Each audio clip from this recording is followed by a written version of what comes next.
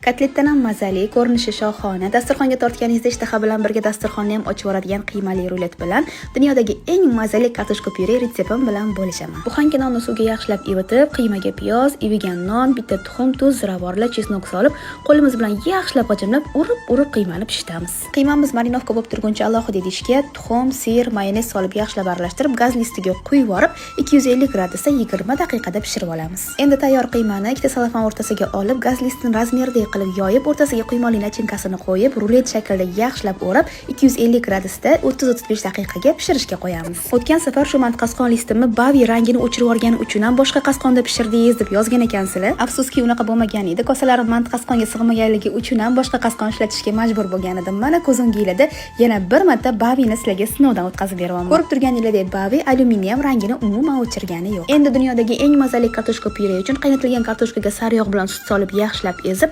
nasatkadan chiroyli chiqishi uchun mikserda 2 daqiqa aylantirib olamiz. Yoniga qaynatilgan guruch va go'shtli ruletlarni kesib dasturxonga tortsangiz, mehmonlarning og'zi lang ochilib qoladi. Ertaga iftorga tayyorlab, ideya va retsept uchun menga like bosib, obuna bo'ling.